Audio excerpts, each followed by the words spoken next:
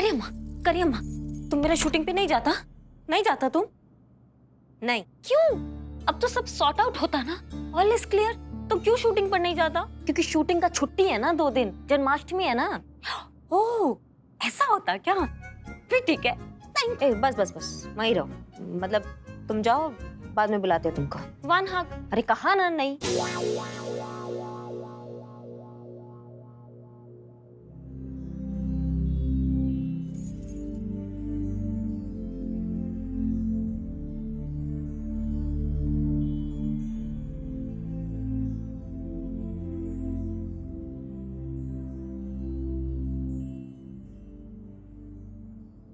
कहाँ है हमारी चुड़ैल बहू? जाग रही कि सो रही है?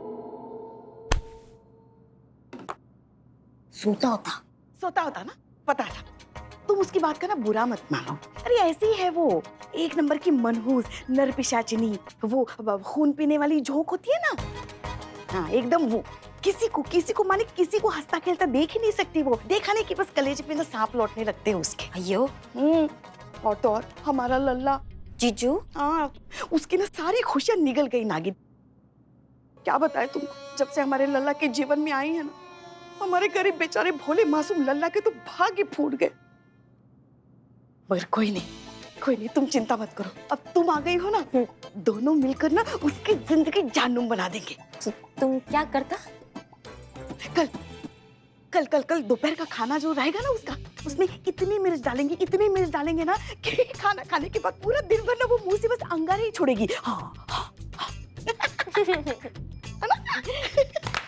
एक मिनट फिर से दो। ये क्या है ये? तुम्हारी जख्म ठीक हो गई? घाव भी नहीं रहा एकदम? चुड़ैल और डायन को घाव नहीं होता ना, खून पी लेती है ना वो।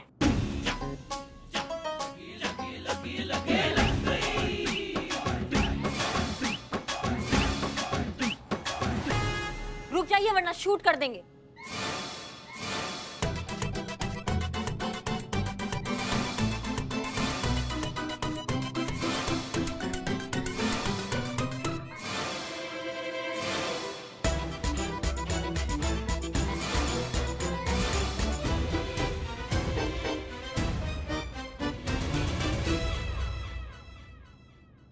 क्या होगा?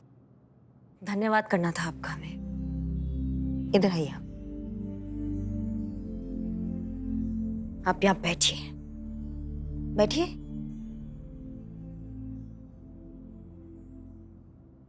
कभी कभी हम सोचते हैं ना तो कृतज्ञता से हमारा सर भगवान के आगे झुक जाता है कि पता नहीं हमने कौन सा ऐसा अच्छा कर्म किया जिसका वो हमें फल दे रहे हैं। आपके लल्ला जैसा पति दिया हमें, और आप जैसी कमाल की सासू माँ हमें मिली है, जिसने आज तक हमें यह एहसास नहीं कराया कि हम इस घर की बहू हैं। हमें कभी फील ही नहीं हुआ कि हम शादी करके किसी और के घर पे आए। ऐसा लगा जैसे अपनी माँ के पास आए हैं। जैसा हम चाहते हैं वैसा जीते हैं, जो हमारे मन में आता है हम करते हैं। आप कुछ कहती ही नहीं है हमें। इस बात के लिए हम कभी धन्यवाद नहीं कर पाए थे आपका अम्मा। धन्यवाद माँ, हमारे लिए बहुत बड़ा बात है, बहुत बड़ा बात है। धन्यवाद।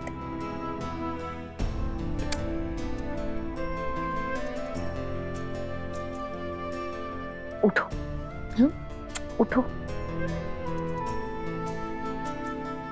यहाँ बैठो। हम कौन होते हैं तुम्हें कुछ भी देने वाले बेटा? और ये दिया क्या लगा रखा है तुमने? आपने हमें उड़ने के लिए आसमान दिया, आजादी दी, ये दिया वो दिया। ये तुम्हारी जिंदगी है और इस पर सिर्फ और सिर्फ तुम्हारा अधिकार है और किसी का भी नहीं। किसी को कोई हक नहीं है तुम्हें ये कहने का कि तुम अपनी जिंदगी किस तरीके से जियो। किसी की गुलाम नहीं हो तुम। रिश्ते आजादी के पंख होने चाहिए बेटा, पैरों की बेड़ियां नहीं। बहुत बड़ा और सुलझा हुआ सोच है आपका अम्मा, सच में।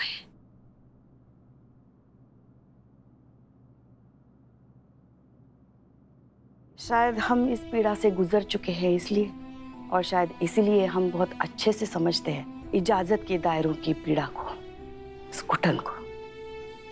शादी के बाद हमारे ससुराल में भी हमें इस परमिशन की तकलीफ से गुजरना पड़ा है। एक लल्ला के पप्पा ही थे जो खुले विचारों के थे, बाकी घर का माहौल वैसा ही था, एकदम पारंपरिक वाला। बहू हो, औकात में रहो, दायरे में रहो, छींक मारनी है तो इजाजत ले लो, दाल को छौंका लगाना है तो अपनी सास से पहले परमिशन ले लो। यहाँ तक कि लल्ला के पप्पा के गुजर जाने के बाद घर चलाने के लिए घर से बाहर निकलकर नौकरी करने की परमिशन तक हमें ससुराल से नहीं मिली। ये जो घुटन थी ना, उस घुटन का एहसास बहुत गहरा था। और तब हमने तय कर लिया था कि चाहे कुछ भी हो जाए, दुनिया इधर की उधर हो जाए, हम हमारी बहू को इस घुटन से, इस पीड़ा से कभी नहीं जाने देंगे। दुनिया का कोई भी रिश्ता उसे कभी उसकी पैरों की बेड़ी नहीं लगने देंगे। और आज इतने सालों बाद अगर तुम्हें ऐसा लग रहा है कि हम कुछ हद तक ऐसा कर पाए हैं, तो ये तो बहुत अच्छी बात है कि छोटी सी ही सही हमसे इस बदलाव की शुरुआत तो हुई। अम्मा, सब ऐसा काहे नहीं सोच सकते। वो कहते हैं ना बेटा, खुद का तन जले तभी अग्नि का पता चले। जब खुद के तन में पीड़ा होती है तभी दर्द का असली अनुभव होता है। बाकी सब तो किससे होते हैं। तुम जल्दी से हाथ मुंह धो लो, कपड़े बदलो, हम खाना लगाते हैं। हाँ?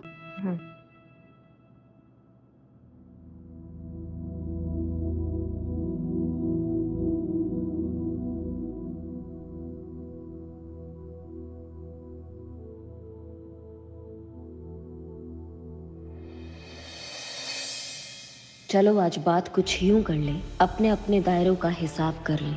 तेरे हिस्से में कितना तू आता है, मेरे हिस्से में कितनी मैं। चल आज ये बात भी साफ कर ले। सवाल ये है कि तेरे हिस्से में जवाब ही क्यों, मेरे हिस्से में सवाल ही क्यों। तेरे हिस्से में पूरी मर्जी तेरी, मेरे हिस्से में सिर्फ इजाजत ही क्यों। तुम्हें नहीं लगता ये जायज नहीं? तेरे हिस्से में सिर्फ तू, मेरे हिस्से में पूरी मैं भी नहीं। क्यों ना रिश्ते के इस दोहरे चेहरे की धूल भी साफ कर ले, अपने अपने दायरों का हिसाब कर ले। सवाल ये है कि मुझे मेरे हिस्से में जीने के लिए तेरी इजाजत की जरूरत क्यों है। हर रोज तेरी हाँ और ना के बीच घुटते रहने की जरूरत क्यों है। ये सारे कायदे, सारे बोझ मेरे हिस्से में क्यों है। मेरा हिस्सा तेरी तंग दिल इजाजत का मोहताज क्यों है। जब हिस्से बराबर है तो दस्तूर क्यों नहीं। तू भी मेरी इजाजत की घुटन का बोझ उठाने के लिए मजबूर क्यों नहीं। सवाल बहुत हैं, पर असली सवाल तो यही है, मेरे हिस्से में जवाब, तेरे हिस्से में सवाल क्यों नहीं। गजब गजब का लिखी है करिश्मा में, एक शेर तो बनता है।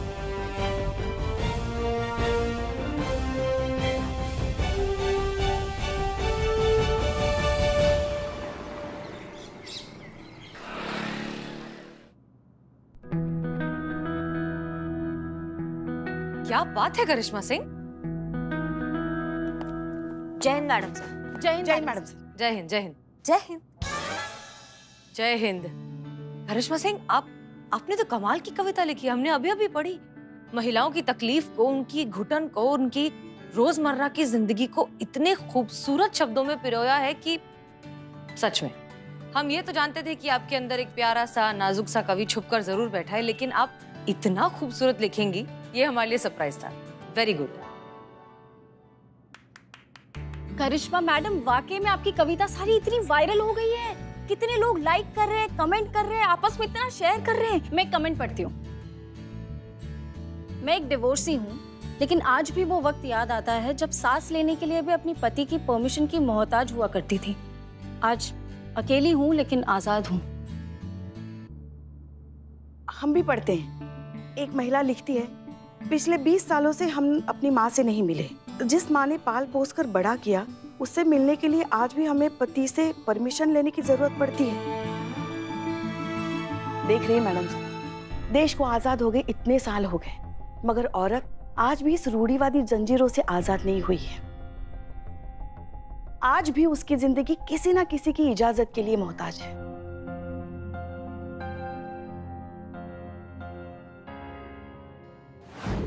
दे। हाँ ये लो। फोन नहीं, फूल फूल देना। अरे बोलो ना ऐसा बिल्लू भाई, लो। ये मिल नहीं रहा, मिल।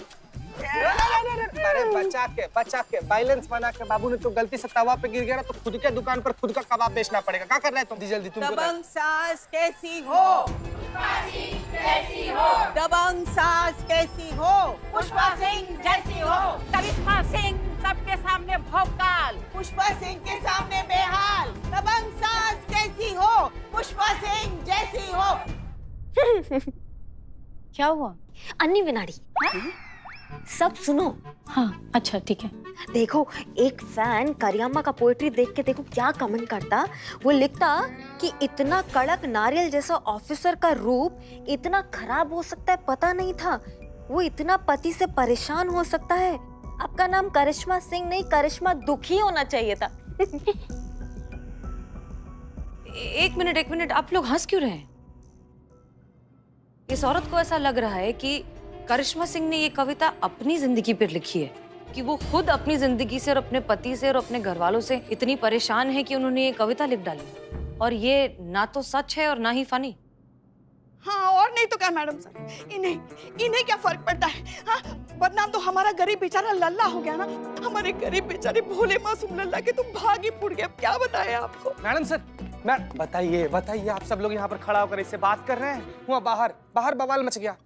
मैडम सर, आपने कौवों का झुंड सुना होगा, आपने भैंसों का झुंड सुना होगा, आपने सुअरों का झुंड सुना होगा, लेकिन सासों का झुंड, बाहर सासों का झुंड आया हुआ है। पुष्पा जी को खोज रहा है। जान बचा सकती हैं तो बचा लीजिए, भाग जाइए। दबंग सास कैसी हो? पुष्पा सिंह जैसी हो। करिश्मा सिंह सबके सामने भौकाल, पुष्पा सिंह के सामने बेहाल। करिश्मा सिंह सबके सामने भौकाल, पुष्पा सिंह के सामने बेहाल। देखा पड़ गई कलेजे में ठंडक। हाँ, कर दिया ना नया बवाल थाने में।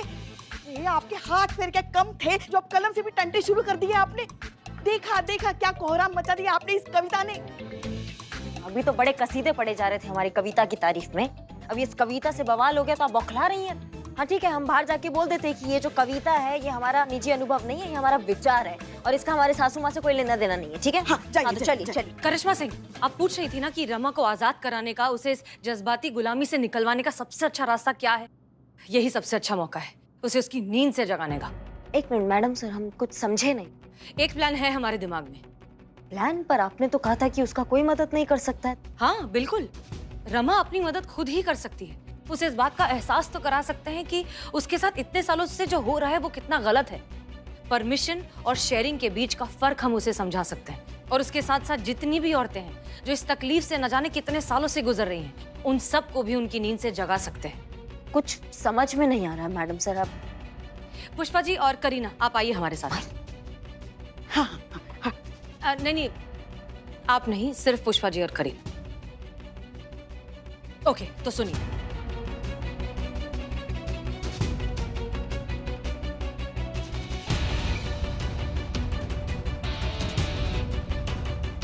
समझ गए? जी मैडम सर। ओके, चलिए।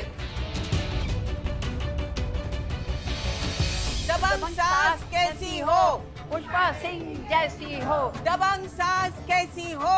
पुष्पा सिंह जैसी हो।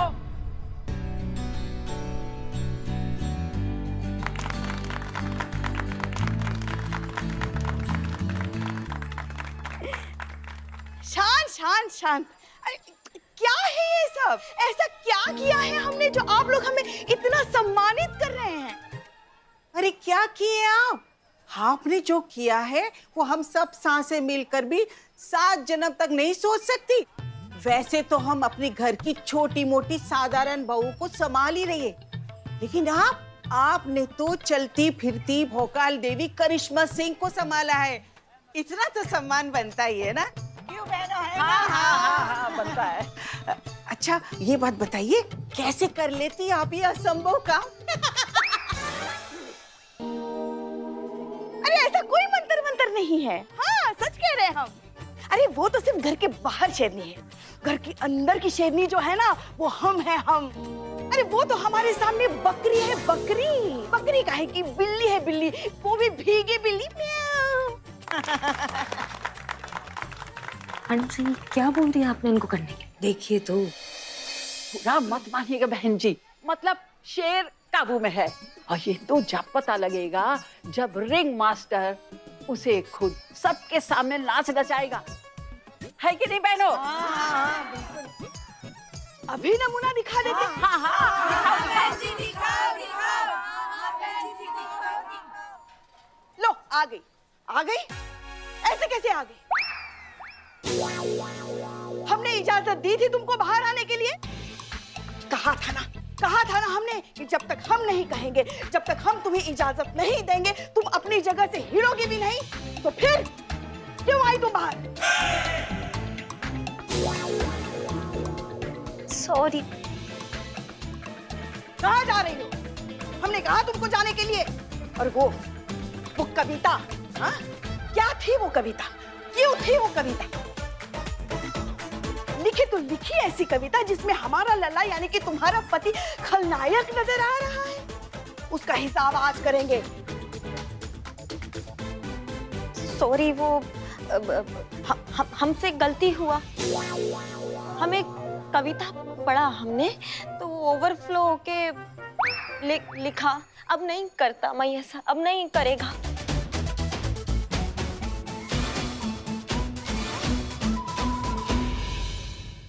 तुम्हारी तो करिश्मा सिंह नहीं, मैडम से हमारी इज्जत का कचरा हो रहा है हमारी आंखों के सामने। हम बताना चाहते हैं कि वो करिश्मा सिंह नहीं है, वो हमारी बिगड़ी कॉपी खड़ी है। आप ऐसा कुछ नहीं करेंगी, दैट्स एन ऑर्डर। ये सब प्लान का हिस्सा, देखिए तो। लेकिन रिलैक्स।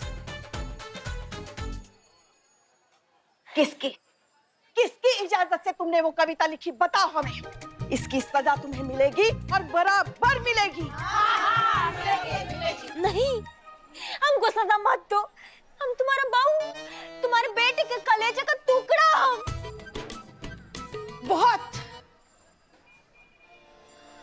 बहुत मन था ना तुम्हारा कि तुम दही अंडी की मटकी फोड़ो।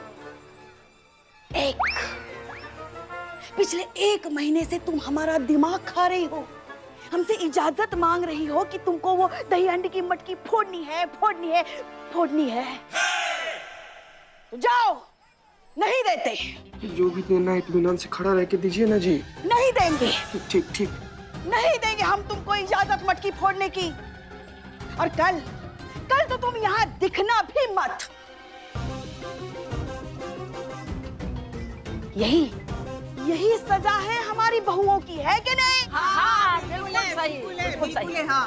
कल जन्माष्टमी है और कल हम सासें मिलकर जन्माष्टमी का महोत्सव देखेंगे। कल कोई भी बहू अपने घर से बाहर नहीं निकलेगी। क्यों बहनों? नहीं निकलेगी।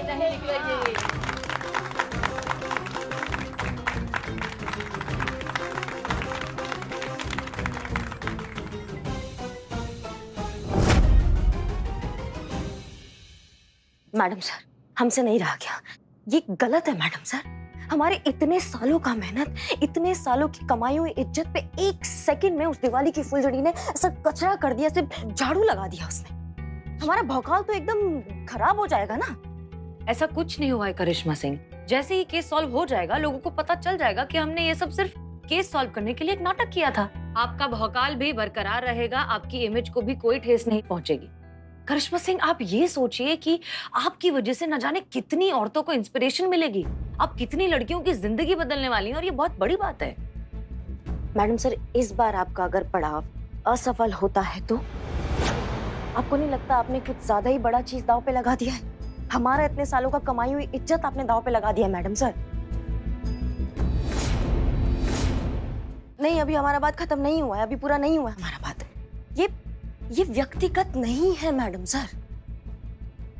हम अपना नहीं सोच रहे हैं, हमें अपना परवाह ही नहीं। हमें उन लड़कियों का परवाह है जो हम जैसी पुलिस अधिकारियों को देखकर पुलिस फोर्स ज्वाइन करने का सपना देखती है मैडम सर। अपनी सीमित साधनाओं से निकलकर कुछ कर दिखाने का हिम्मत करती है। अगर वो मैडम सर हमें ऐसे गिड़गिड़ाते हुए और मिमियाते हुए देखेंगी तो उनका सपना 1 सेकंड में टूट जाएगा। इतना हिम्मत जो वो बनाएंगी ना, वो सब टूट जाएगा मैडम सर।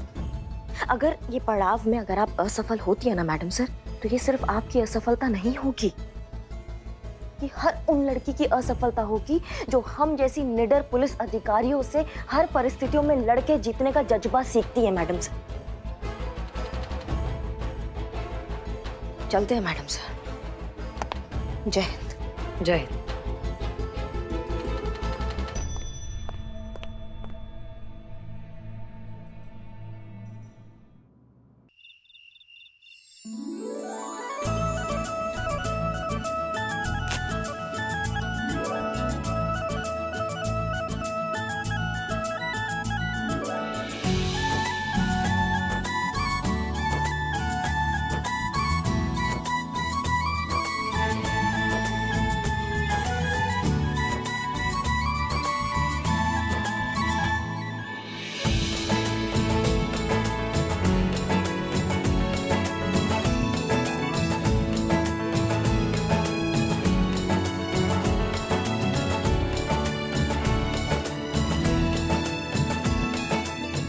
हे मुरली मनोहर, हे कृष्ण कन्हैया, आपका जन्म कारागृह में हुआ था, फिर भी आपने स्वयं को कभी किसी बंधन में नहीं बंधने दिया। शायद इसलिए क्योंकि आप भगवान कृष्ण हैं।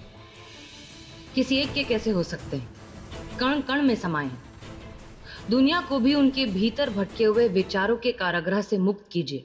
उन्हें भी सद्बुद्धि प्रदान कीजिए, सही मार्ग दिखाइए।